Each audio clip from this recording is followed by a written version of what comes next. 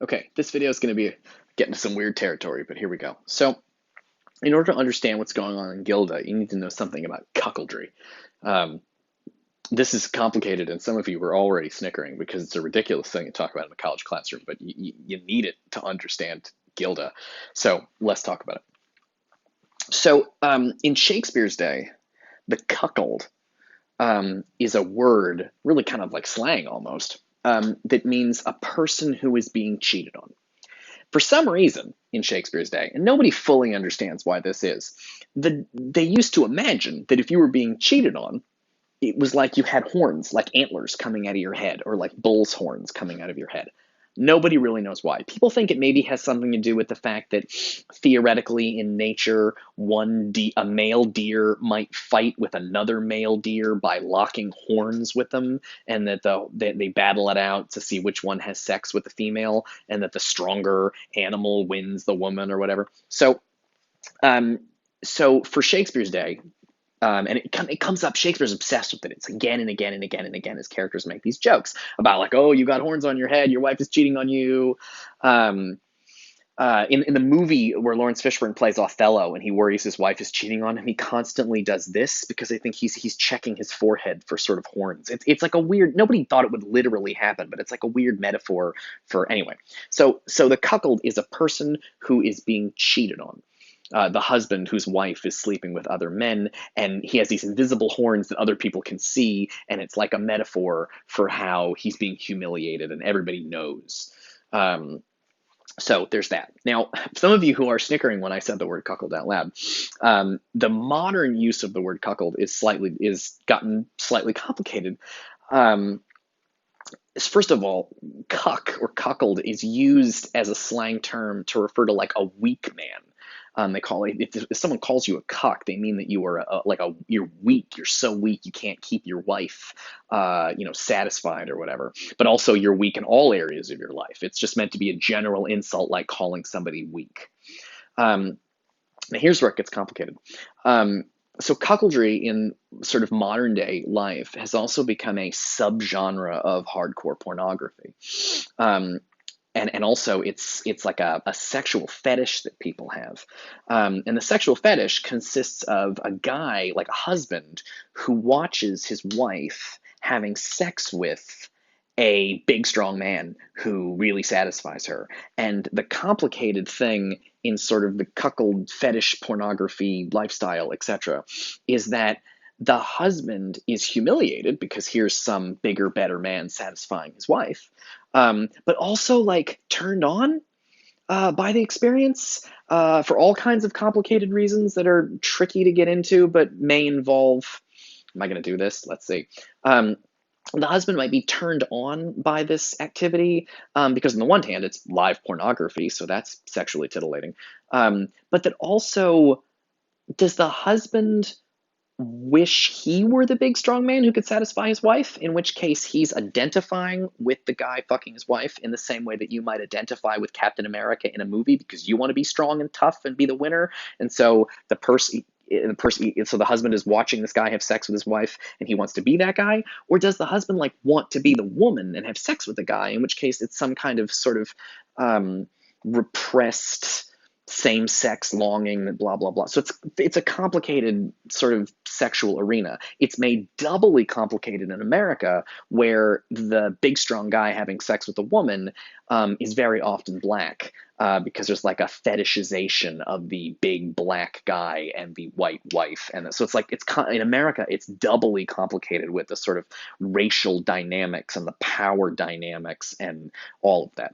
So I know it seems like I've gone radically off course, except that Gilda is very much a movie that is about that thing I was describing, where the husband is both humiliated and turned on by his wife having sex with other men, sort of in front of him, or maybe when he knows it's going on in a room, but he's not in the room, or maybe he is in the room. That's what's going on in this movie.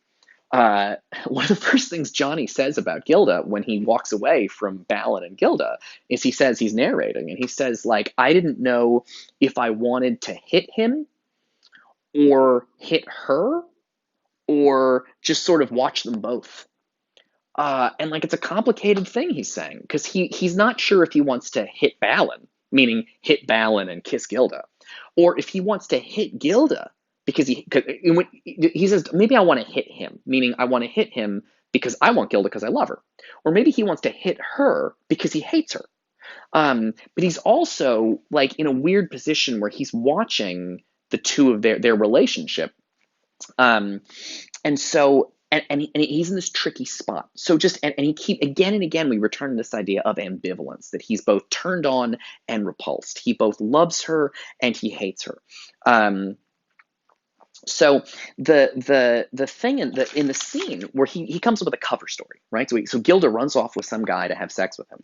And by the way, Gilda says, if I were a ranch, I would be called the Bar None, which is, again, it's a cute, funny thing to say, but like that's about how she's willing to do anything sexually. Nothing is off the table. She's, whatever he can think of, she's willing to do.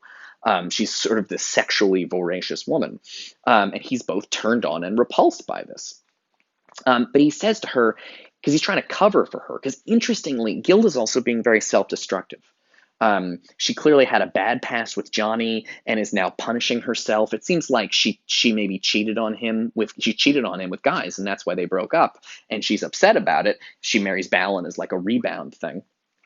But then it seems like she's trying to kill herself by openly cheating on a mob boss Nazi husband.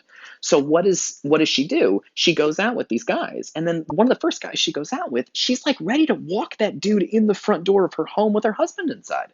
Like it's very self-destructive behavior. Like she's trying to push him into murdering her. Because again, I think I don't know, she enjoys what she does. Maybe she feels like she should be punished or destroyed for her sexuality. It's complicated. These characters are very complicated. Um, so what Johnny tries to do is stop her from getting in trouble. So he says, listen, here's your cover story. He says, you were at the movies, right? He tells her this is the cover story. And she says to him, well, don't you want to know if I enjoyed it?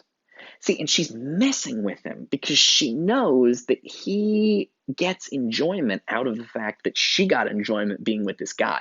They don't put it like that. This is one of the most perverted movies ever, but nobody says it clearly. It's all like metaphor. They're talking about the movies, they're talking about swimming, they're talking about laundry, they're talking about sex, they're talking about dancing. It's always sex.